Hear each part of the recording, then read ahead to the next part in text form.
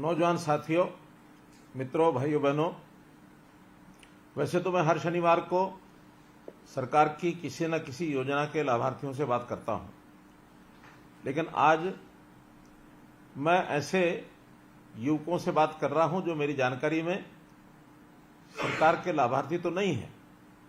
आप अपनी शिक्षा आदि पूरी करके या तो सरकारी नौकरी की तैयारी कर रहे हैं या फिर ऐसे युवकों को हम सरकार की ओर से कोई योजना बना करके और उनको एक लाभ पहुंचा सकें, इस प्रकार के वर्ग से आज मैं बात कर रहा हूं। निश्चित रूप से आज आप जो हैं भविष्य के लाभार्थी है। मैं हमेशा ये चिंता करता हूं कि हरियाणा के समाज के जो गरीब परिवारों के लोग हैं और खास करके जिनको काम की जरूरत है, इनके लिए कुछ योजनाएं बनाई जाए। गरीब परिवार यानी हर ऐसा परिवार जो पंक्ति में अंतिम खड़ा है, उसको कैसे आगे बढ़ाना, अंत्योदय की भावना से उसको हम आगे बढ़ाने की बात करते हैं।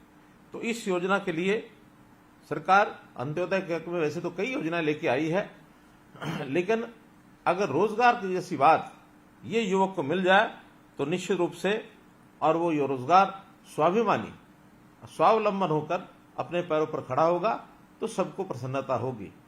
आप वैसे बेरोजगार होंगे, लेकिन मैं आपको बेरोजगार नहीं कहूंगा। आप एक प्रकार से प्रतिभावान हैं। आपकी प्रतिभा का उपयोग समाज में किस काम के लिए हो सके, ऐसे अवसर तलाश करने का काम आप और हम मिलकर करेंगे। मित्रों, जब भी कभी कोई साथी ऐसे अवसर से गुजरता है जब वो काम करना चाहता है लेकिन उसको काम नहीं मिलता है, तो अपनी भागदौड़ के लिए वो रोजगार के लिए तलाश करता है, रोजगार के लिए अपने आप को तैयार करता है, और जब तैयार हो जाता है तब वो रोजगार की चिंता भी करता है। हम लोग ऐसे तैयार हुए युवक को सदा संपर्क करते हैं, और संपर्क करने के लिए हमने एक योजना बनाई पिछले दिनों में, मुख्यमंत्री अंत्योदय परिवार उत्थान योजना। और इस अंत्योदय परिवार उत्थान योजना के अंतर्गत प्रदेश भर में लगभग 500 कैंप ये हमने लगाए, और एक एक परिवार के किसी न किसी सदस्य को हमने बुला करके और उनको कोई काम देने की बात कही। ऐसे परिवार जिनकी आय 1 लाख रुपए से कम है, हो सकता है आप में से भी किसी को उस कैंप में जाने का अवसर मिला हो सकता है आप न गए हों, लेकिन हमने ऐसे अपने कैंप लगाकर लगभग 50,000 से ऊपर ऐसे युवाओं को और बैंक से लोन लेकर के दिलवाया है, ताकि वो अपने पैरों पर खड़े हो सकें, स्वावलंबी होकर और अपने काम को आगे बढ़ा सकें। हाँ, निश्चित रूप से बड़ी संख्या है, और उस बड़ी संख्या में इतनी एक योगदान के कारण से को मैं कहूंगा कि सभी लोग रोजगार सबको मिला है, ऐसा नहीं है। आज तो मैं प्राथमिकता के तौर पर ऐसे युवक जिनकी आयु 24 साल से 36 साल हो गई है, जिनके परिवार की आय 1 लाख रुपया इससे कम है, और जो ग्रेजुएट्स हैं, ग्रेजुएट से इससे ऊपर हैं, ऐसे जो बेरोजगार लोगों को, जो हमारे युवा साथी हैं, भाई बहने हैं, उनके साथ बात करने के लिए मैंने योजना बनाई। और एक बात आपको मैं ध्यान कराना चाहूंगा कि आखिर इस प्रकार की योजना है ये हम कैसे बना पाते हैं। आपको ध्यान होगा, हमने एक नई योजना यूनिक पूरे देश भर में, हमारा अपना प्रांतीय हरियाणा, जहां हमने परिवार पहचान पत्र की इस योजना को लागू किया है। परिवार पहचान पत्र के माध्यम से मैं आप सब लोगों तक पहुंचने का और एक रास्ता बना पाया हूं। जो लोग इस परिवार पहचान पत्र की आलोचना करते हैं, वास्तव में वो इन व्यवस्थाओं को पसंद नहीं करते हैं, क्योंकि उनको पता है कि एक बहुत आसान तरीके से प्रदेश में किसी भी व्यक्ति तक पहुंच बनाई जा सकती है, प्रदेश के किसी व्यक्ति से हम बात कर सकते हैं। तो ये सारा काम करने के लिए ऐसी एक सूची बना करके आप लोगों से बात करने का मैंने ये रास्ता ढूंढा है। आप लोग पढ़ाई करते हैं, पढ़ाई करने के बाद सरकारी नौकरी की तलाश आपको रहती है।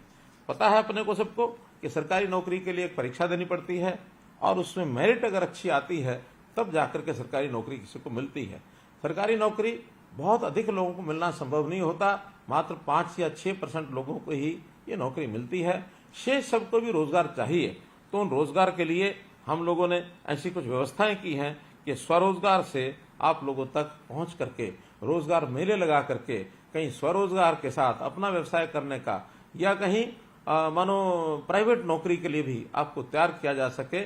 और बहुत ऐसे लोग भी हैं जो अपनी तैयारी करके और सरकारी नौकरी में जाना चाहते हैं, लेकिन उनको वर्षों लग जाते हैं, किसी को 2 वर्ष, किसी को 3 वर्ष। तो ये जो इंटरिम बीच का समय है, इस बीच के समय में भी कोई खाली न रहे, तो इसके लिए कई हमने व्यवस्थाएं बनाई हैं।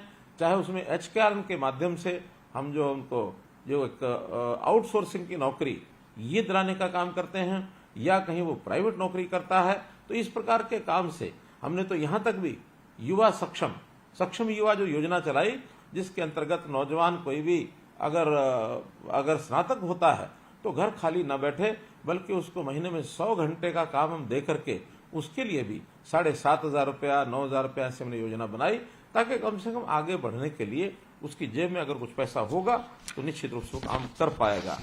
इस रोजगार मेलों के अंदर सरकारी विभागों की बहुत सी योजनाएं होती हैं। हमने उनको वहां भेज करके 17 विभाग ऐसे थे जिन्होंने ऐसे सब युवाओं की काउंसलिंग की, और उन मेलों में उन्होंने जाकर के पुरानी जो कुछ कंपनियां ऐसी हैं, कुछ उद्योग ऐसे हैं जिनको बुला करके काम देने की भी बात की है। तो इन सारे प्रयत्नों के माध्यम से आप लोगों को कैसे काम मिल जाए, इसका हम लगातार प्रयत्न करते हैं। मित्रों, पिछले 9 वर्ष में बहुत से उद्योग लगे हैं, बहुत से रोजगार लगे हैं। मुझे तो इस बात की प्रसन्नता है कि हम जितने प्रयत्न करते हैं उसका बहुत लाभ हो रहा है। हमने अभी पिछले दिनों के अंदर जो 1889 रोजगार मेले लगाए, जिसके अंदर 1 लाख से ऊपर ऐसे नौजवानों को निजी क्षेत्रों में उनको रोजगार के साथ जोड़ा है। और सरकारी नौकरी की जहां तक विषय है, योग्यता के आधार पर हमने एक शब्द प्रयोग किया कि बिना पर्ची बिना खर्ची ये नौकरी दी जाएगी। और मुझे इस बात का संतोष है कि पिछले 9 वर्ष में हम इससे पहले की जितनी सरकारें रही हैं, अगर औसतन लगाएं तो सबसे ज्यादा नौकरियां हमने दी हैं। उदाहरण के तौर पर 1999 से लेकर 2005 तक ये जो 5 साल की सरकार, 5.5 साल वो सरकार चली, मात्र 15,000 नौकरियां ही वो दे पाए। और फिर कांग्रेस की सरकार 2005 से 2014 पूरे 10 वर्ष चली, उन्होंने भी 10 वर्ष में और 86,000 नौकरियां मात्र दी। अब ये अलग बात है कि क्लेम करने में कोई कितना ही क्लेम करे। मैं भी पिछले दिनों में पूर्व मुख्यमंत्री भूपेंद्र सिंह हुड्डा से बात मैं सुन रहा था उनकी बात, तो उसमें उन्होंने बताया कि हमने 1 लाख तो अध्यापक लगा दिए हैं, जबकि वास्तविकता ये है कि कुल 10 साल में 35,000 अध्यापकों की भर्ती उन्होंने की है।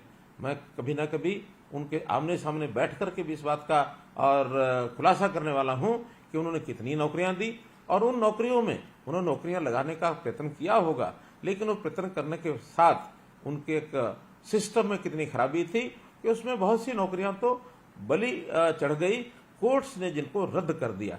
तो ऐसी रद्द हुई नौकरियां वो भी उनको देखनी होंगी। और जो उन्होंने आउटसोर्सिंग से लगा करके गेस्ट टीचर लगाए थे, आखिर उस गेस्ट टीचर्स को भी नौकरियां नहीं दे पाए। हमने आने के बाद उनको नौकरी भी दी, और नौकरी में उनको अंतिम समय तक वो रिटायर ना हो, ताकि उनको रोजगार उनके रिटायरमेंट एज तक मिला रहे। ये काम भी हमने आने के बाद किया। तो हम जो ट्रांसपेरेंट नौकरियां कर रहे हैं, यानी जो दे रहे हैं 2014 से लेकर 2023, इन 9 सालों में मुझे बड़ी खुशी है इस बात को बताते हुए कि 1,14,000 तो सरकारी नौकरियां हमने दी हैं, और साथ ही अभी अगले 6 महीने के अंदर अंदर और 41,000 भर्तियां जो हैं वो प्रक्रियाधीन हैं।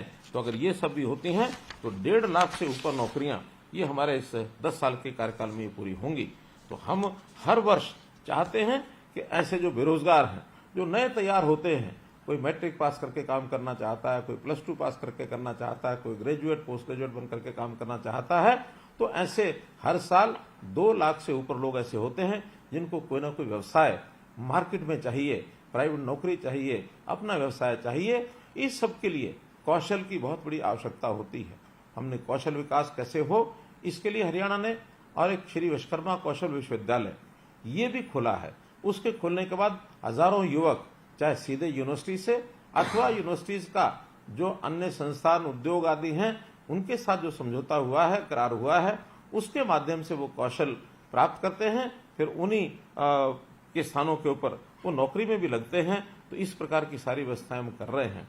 हमने गरीब छात्र जो होते हैं वो हर साल एक परीक्षा देने के लिए फॉर्म भरते हैं, फीस देनी पड़ती है। और हरियाणा में हमने सीईटी की व्यवस्था जो की है, कॉमन एलिजिबिलिटी टेस्ट, उसके माध्यम से ये तय किया है कि किसी भी युवा को नौकरी करने के लिए बार बार आवेदन नहीं करना पड़ेगा। पढ़ाई के बाद एक ही बार आवेदन करेगा, और जो परीक्षा देगा भी सही तो 3 वर्ष तक लगातार उस परीक्षा का परिणाम और वो जो है एक प्रकार से उसको मान्यता दी जाएगी। उसमें से कभी भी 3 वर्षों में उसको जो नौकरी पर मिल सकती है। हाथों हाथ जिनको नौकरी मिलेगी उनको तो सरकारी नौकरी में पक्के होंगे ही। जो ऐसी जो परीक्षा सीईटी की होती है उसमें हमने एसकेआर के माध्यम से भी ऐसे जो परीक्षा दे चुके लोग हैं सीईटी में, उनको 10% मार्क्स अंक अलग से भी मिलेंगे, ताकि प्राथमिकता के आधार के ऊपर उनको जो है नौकरी दी जा सके, क्योंकि उनकी आवश्यकता बहुत अधिक है। बीपीएल के जो परिवार हैं, ऐसे परिवारों को 5 अंक अतिरिक्त देने का भी हमने प्रावधान किया है। और इन 5 अंक के कारण से बहुत से ऐसे जो विद्यार्थी अपनी गरीबी के कारण से शायद कम्पीट करने में उनको कठिनाई आती होगी, तो इन 5 अंक लेने के बाद वो एक अच्छी कंफर्टेबल पोजीशन पर ये आ जाते हैं। ये भी हमने इसके अंदर जो है ये काम किया है। तो मित्रों, हमारे यहाँ जो भी कुछ योजनाएं बनाई गई हैं, इन योजनाओं में अधिक से अधिक लोगों को काम मिले। और एक नई चीज, आजकल इंडस्ट्री ऐसे युवकों को तलाश करती है जो नवीनतम तकनीक के अनुसार उद्योगों की मांगों को पूरा करे। तो इस प्रकार कुछ युवा ऐसी पढ़ाई करने के बाद उनको अप्रेंटिसशिप, इस एक योजना का भी लाभ हम दिलाते हैं। हर प्रदेश में अप्रेंटिसशिप प्रशिक्षण, इस पर विशेष ध्यान हमने दिया है। तो जो प्रति लाख जनसंख्या के आधार पर पूरे देश में ऐसे अप्रेंटिस की संख्या हम गिने तो हरियाणा राज्य देश में प्रथम स्थान पर आया है, जो अप्रेंटिस के माध्यम से उनको जो है नौकरियां मिलती हैं। तो ऐसे ही बहुत लोग विदेश में भी जाने की इच्छा रखते हैं। अभी तक कुछ ऐसे जालसाज लोग जो उनको फर्जी तरीके से विदेश भेजते हैं, वहां काम भी नहीं मिलता है, बल्कि उनसे पैसा वो ऐंठ लेते हैं और वो बाद में परेशानी परिवार वालों को भी होती है, उनको भी होती है। इन सब से बचने के लिए हमने एक फॉरेन कोऑपरेशन डिपार्टमेंट, एक विदेश सहयोग विभाग ये बनाया है, ताकि इस प्रकार के जो युवा हैं उनको एक ऐसा अवसर हम दिला सकें कि विदेश जाने का तरीका साफ सुथरा और एक मान्यता प्राप्त जो रास्ता है उसके माध्यम से अगर वो जाते हैं तो इसमें से जालसाजों के जाल से उनको बचाया जा सकेगा।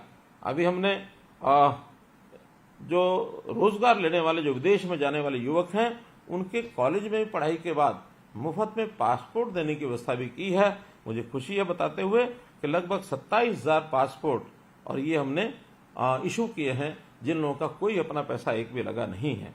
हरियाणा में हमारा जो पुराने जो इस प्रकार के दस्तकार लोग हैं, ऐसे दस्तकार लोगों को हमने कहा कि नए युवकों को सिखाने का आप काम करें। ऐसे जो पुराने दस्तकार हैं उनको गुरु की संज्ञा दे करके, और हरियाणा कौशल विश्वविद्यालय पलवल का उसके साथ जोड़ा है। तो ऐसी गुरु शिक्षा परंपरा के माध्यम से जो इस प्रकार के टेक्नीशियन को तैयार कर सकते हैं, प्लम्बर तैयार कर सकते हैं, राजमिस्त्री, इलेक्ट्रीशियन आदि, ये सब तैयार करने के लिए उन सबको किसी एक प्लेटफॉर्म लाकर, जिसका मिस्त्री नाम से, मिस्त्री हरियाणा नाम से हमने ऐप बनाया है। जो ऐसे काम सीखना चाहते हैं मिस्त्री ऐप पर जाएंगे और मिस्त्री ऐप के माध्यम से उनकी हम कहीं सिखलाई ट्रेनिंग करा करके कौशल विश्वविद्यालय के माध्यम से सर्टिफिकेट दे करके, ताकि वो काम में उनको सुविधा हो सके, इस योजना को भी हमने चलाया है। जो देश में एक नई राष्ट्रीय शिक्षा नीति ये लागू हुई है, इसमें भी शिक्षा इस प्रकार से दी जाए जो रोजगार परक हो, ताकि उसके माध्यम से हम शिक्षा के माध्यम से रोजगार को प्राप्त कर सके, ताकि कोई भी युवा बेरोजगार न रहे। भाइयों बहनों मित्रों, हमारा ये सपना है कि हम आने वाले कुछ समय के बाद अपने प्रदेश का एक भी युवा बेरोजगार न हो, ऐसी स्थिति लाना चाहते हैं। उसके अंदर आप सबका साथ चाहिए। आपका साथ मिलेगा, सबका विकास होगा, सब में एक विश्वास होगा और सबका प्रयास होगा, तो हम इस लक्ष्य को बहुत जल्दी प्राप्त कर पाएंगे। और हरियाणा, इस हरियाणा को हम लोग आत्मनिर्भर हरियाणा बना सकें, इसमें सब लोग यदि साथ लगेंगे तो निश्चित रूप से आप और हम अपने इस देश और प्रदेश को एक लाभ भी दे सकेंगे, और अपने परिवार को भी ठीक से हम पालन पोषण उनका कर सकेंगे। मैं आप सबके लिए आपके भविष्य की शुभकामना करते हुए अपनी बात को समाप्त करता हूं, और आशा करता हूं कि आपको जीवन के इस पड़ाव पर अगर आप अभी तक कोई काम नहीं करते हैं, तो जिस भी प्रकार का कोई आपको काम मिले, चाहे सरकार की सहायता से मिले, चाहे बिना सरकार की सहायता से मिले, काम करना प्रारंभ अवश्य करें। छोटे बड़े की चिंता न करें। आज कोई भी जब आप काम करेंगे, अवसर मिलने पर निरंतर उसमें आप बढ़ते चले जाएंगे। इसलिए खाली रहने के बजाय कोई काम मिल जाए उस काम को करना चाहिए। हम भरसक प्रयत्न करेंगे कि आपको कम से कम इतना काम जरूर मिल जाए जिससे आपका परिवार का पालन पोषण हो सके। आपका बहुत बहुत धन्यवाद, बहुत बहुत आभार, आपको बहुत बहुत शुभकामनाएं।